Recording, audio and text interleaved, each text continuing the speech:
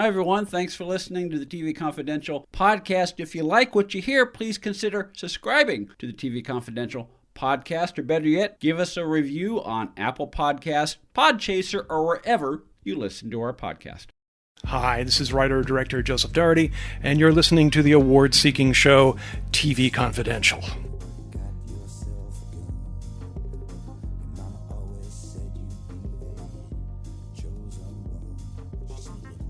Ed Robertson, welcome you back to TV Confidential, radio talk show about television. Then we'll play part 2 of a conversation that began last week with Ray Richmond. Ray Richmond, longtime television critic, longtime entertainment reporter, and the author of The Sopranos, the complete visual history, a stunning new book that not only celebrates the 25th anniversary of the premiere of The Sopranos on HBO, but provides a detailed examination of The Sopranos' influence on popular culture, not only when it premiered in 1999, but how The Sopranos has continued to shape the television landscape over the past quarter century. The Sopranos, the complete visual history, available wherever books are sold through Insight Edition. You can also find it at Amazon.com, wherever books are sold online. And to give folks an idea of just how influential The Sopranos was at the time and continues to be on the television landscape, as Ray just alluded to, there was still the Great Divide. At the time The Sopranos went into production, 98, premiered in January 99, there was still the Great Divide between movies and television. Movies were, if you're a performer, if you're a producer, movies were the goal. Television was still considered a step down, especially episodic television. That all changed with the storytelling method, style, devices that The Sopranos pretty much ushered in, making possible shows like Mad Men and Breaking Bad and all the great shows that have followed. And by the time the series wrapped production in 2006, 2007, there was less of a great divide between television and movies, and you were beginning to see A-list stars, A-list producers consider a show with HBO or consider a show with a digital platform because they knew they would have the sort of freedom to make a show of a certain quality without compromising it as you would with episodic television. Oh, absolutely, Ed. I mean, The Sopranos ushered in the whole era of prestige TV, of prestige series creation. David Chase, the creator, wanted, he was a film guy, and what he was hoping, as I learned when I interviewed him, he was hoping that they would pay for a pilot, and it would get rejected all over, and they would never make it to series because he basically thought television was beneath him. He wanted it to be rejected, and then they would pay to have him turn the rejected pilot into a feature film, and that it would maybe spark a series of films at best, or otherwise just a one-time shot film. He didn't think there was any series there. This is just something he was doing to deal with his own relationship with his mother. Basically, Livia Soprano was his mother. He had a horrible relationship with her. She was nuts. She was violent and angry and hostile. And he would be the first to tell you that, he was basically, dealing with his own demons and purging his demons doing this show. And he said the first time that he saw Nancy Marchand on screen rehearsing for playing Livia, he had an out-of-body experience thinking, this is my mother, oh my God. And I think from that moment, once he realized just how vividly that portrayal that Nancy Marchand was giving, from that moment he thought, well, maybe I can do television after all. And then once the show established, once The Sopranos established itself, season 1, season 2, then it was off to the races, and everybody then wanted to do TV. And they wanted to do TV more than they wanted to do film. And that ended up, setting the table for the streaming future that we're in now, where basically all the lines have blurred and there's no set film industry and no set TV industry. It's all just blended into one. The Sopranos, the complete visual history, everything you want to know about the making of The Sopranos, tons of behind-the-scenes interviews with virtually every living principal cast member, production member of The Sopranos, plus great insight into the trials and tribulations of TV's most celebrated anti-hero, Tony Soprano. The Sopranos, the complete visual history available wherever books are sold through Insight Editions. You can also find it at Amazon.com, where books are sold online. And going back to things about The Sopranos, the complete visual history that makes it different than any other work on The Sopranos that may be out right now, or that may have preceded your book, Ray. This book is full of Easter eggs. Yes, it is. It is full. We won't go into all the Easter eggs. I'll give you an idea. One. There are a ton of them spread throughout the book. You got to get a copy of the book to figure it out. But it has an authentic replica of Melfi's degree. That's just one of the many surprises in the book. That's right, her Tufts University degree to practice therapy, and many others as well. I mean, yeah, we have a lot of little, as you just alluded to, little inserts. The inserts that are glued into the book. You have Livia Soprano wedding photo, a postcard of the picture of Tony with his horse pile line, where he's dressed in an American Revolution getup. Yes. The only way you could have topped it is if you somehow managed to put a replica of Ralphie's toque in the book, but that would have been that would have made the book very expensive, and we want to make this affordable. That's right. Oh my God, Ralphie. There's another guy that gave me the creeps. Joe Pantoliano. Yeah. And here's a little something I haven't told anybody yet, Ed. Joe Pantoliano, I wanted to interview, and his people came back saying basically, Joe would love to talk to you, but he wants to be paid. Yeah. Isn't that completely on brand for Ralphie? I hadn't thought of it, but you're absolutely right. That just makes total sense. You're absolutely right. Okay, so virtually everybody except Joe Pantoliano is interviewed. Well, actually, I wasn't able to get Michael Imperioli either. Okay. Who played Christopher. He was actually rehearsing for a Broadway show at the time, so he just didn't have time. And look, having put books like these together myself, I understand you do the best you can to reach out to as many people as you can, given the fact that you have a time restriction and you have a deadline. I mean, you write for the trades, you know all about deadlines, so the fact that Michael Imperioli is not available, there's a practical reason for that. It still makes the book pretty darn good. Thank you. Yeah. Lots of great stories from the writers and the directors as well, who tell a lot of behind-the-scenes stuff. Okay, one of which is the backstory behind Pine Barrens, which is one of my favorite episodes. And to find out the story of how that came together, you got to pick up a copy of The Sopranos, the complete visual history, available wherever books are sold through Insight Editions. Also, you can find it at Amazon.com, where books are sold online. Stay with us, folks. We'll be right back.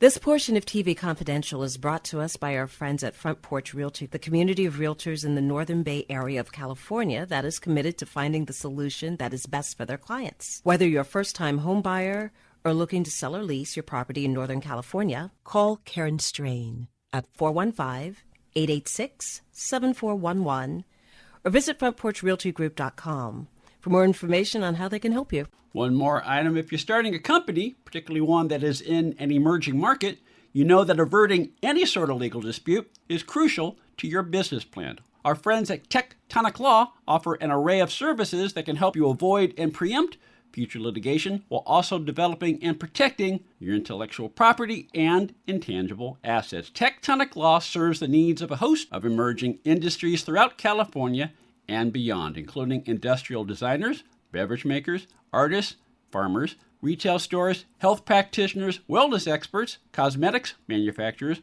nonprofit organizations, innovators in sustainable practices, and libraries. Go to tectoniclaw.com to learn more about how Tectonic Law can help your business thrive. tectoniclaw.com. Rock solid representation for groundbreaking industries. Hello, this is Eric Braden. You're listening to TV Confidential.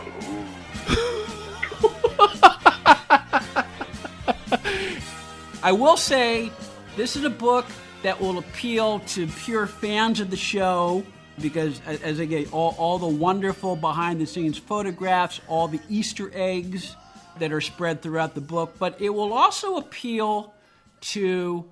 Sopranos is one of the most analyzed shows ever Oh my done. God, you have no idea just how analyzed it is. Yeah. You know, the thing that people wanted to know the most when they found out I'd written the Sopranos book is, okay, so what happened at the end?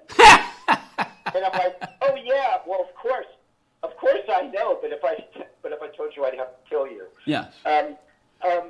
No, the thing, everybody's like, all right, so what happened? We know everybody who's seen the show understands that there's Tony and Meadow and AJ and Carmela in the diner, and we see the guy in the members-only jacket go into the bathroom, and everybody that we look at looks like they could be a possible assassin.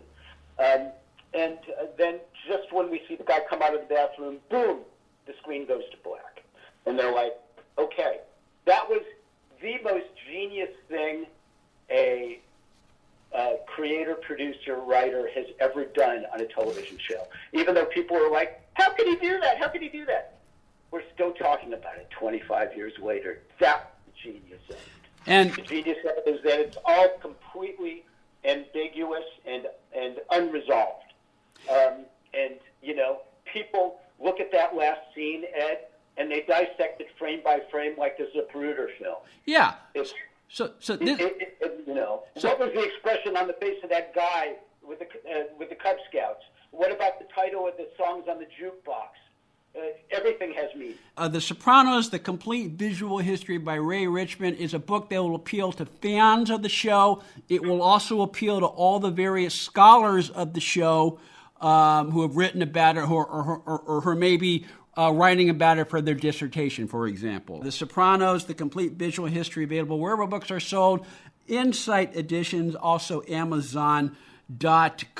Another genius thing, and I don't think this is giving too much away, there's a marvelous, I love this, on pages 244 and 245. They're both black and blank. And that is an allusion to the famous final 10 seconds of the final episode. Thank you for noticing that. I'm very proud. That was not my call. That was our designer's call. And I'm very proud of the fact that there are two black blank pages there. Yes. You know, it's exactly what everyone saw. And the black pages, you know, give it meaning. The other thing people ask me, Ed, besides what happened at the end, is what my favorite episodes are. Mm-hmm. And I have to say, I have like three different ones. One was from season 1, College. Do you remember where Tony runs into and finally kills the witness-protected rep, Fabian Petrulio, when he's away touring colleges with Meadow? Yes. That was a great episode. I also love Funhouse, the one where Big Pussy gets whacked from the boat. But he's a talking fish before that in Tony's fever dream. And then my actual favorite is Whitecap. You familiar with the Whitecaps episode, the one where Tony and Carmela basically go to war in their argument? Yes. Which is the best, the greatest acting between a married couple that I've ever seen in any medium. It's the greatest marital combat ever seen on TV, where they just go after each other, and it's just like, it's so real and so vivid and so harrowing. And that's the thing about The Sopranos, is people that dismiss it as a mob show, just another mob drama, some other offshoot of The Godfather or Goodfellas or Casino, completely miss the point. It is completely artistic, and it's its own animal, and very much a work of art. It is a work of art. And going back to College, there are many instances of this throughout the show. And the point I'm going to make, I always made about Tony specifically, but you, as I read The Sopranos, the complete visual history, Ray, you reminded me that this applies to virtually every other character as well. One of the great things about The Sopranos, and the great thing about Tony Soprano specifically as a character, is every time you find yourself empathizing with him, every time you find yourself kind of, liking him or rooting for him, he reminds you of what he is. And that is great. That is art because it's manipulating viewer response. Exactly right. Yeah. You think, well, okay, look, he's really sweet and kind he's really good to his wife. He's bringing her flowers. Of course, he's bringing her flowers after sleeping with a Russian woman. But, he's sweet and kind and engaging with his kids. But, yeah, he's also just whacked somebody or beaten the crap out of them or strangled Ralphie to death or something. That's the thing is he always shows who he is. But, I really kind of compare him to Archie Bunker because Archie was an anti-hero the same way. Mm-hmm. Archie didn't kill anyone, but he was, he was a racist and a homophobe and God knows what else. And people still embraced him and loved him, and that was the secret of All in the Family. And that college episode, Ed, was, as David Chase told me, was a key moment in the show. That if we had decided we hated Tony at that moment for killing that guy, then the show would not have succeeded because he would have been too negative a character, and he wouldn't have been that really cute guy, family man.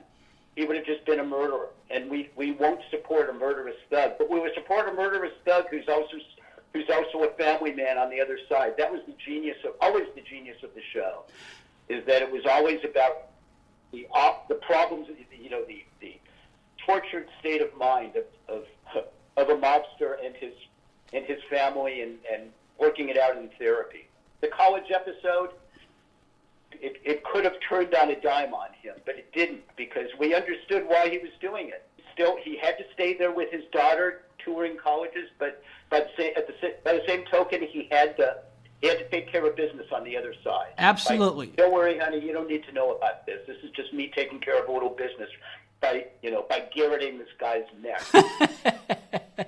There is one little point I want to make before we run out of time. You mentioned that Chase did not want to do television. Now, I know this, you know this. Chase actually came from television.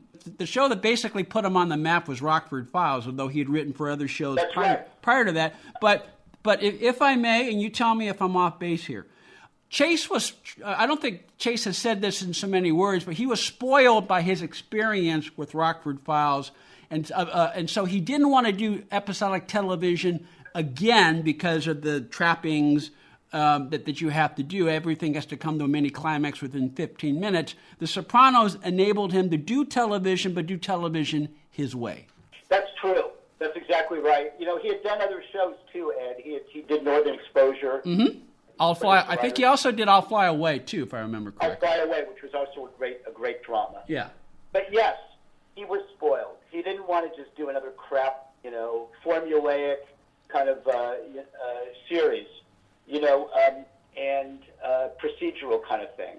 And he was only going to do it if he was able to do it his way. He didn't need the money. He didn't need the work. He didn't need the stress.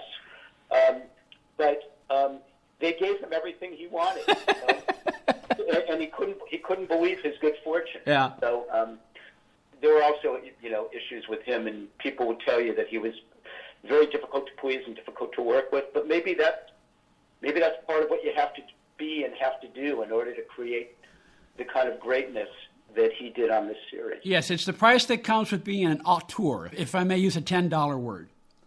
I chose maybe a $9.70. But good, yes, auteur. The Sopranos, the complete visual history A rich photographic journey through the trials and tribulations of TV's most celebrated anti-hero, Tony Soprano, The Sopranos. Complete visual history available wherever books are sold through Inside Editions. You can also find it at Amazon.com, where books are sold online. Anything else about the book that you'd like people to know about that I haven't already asked you? I think you pretty much covered it, Ed. Thank you. I'm just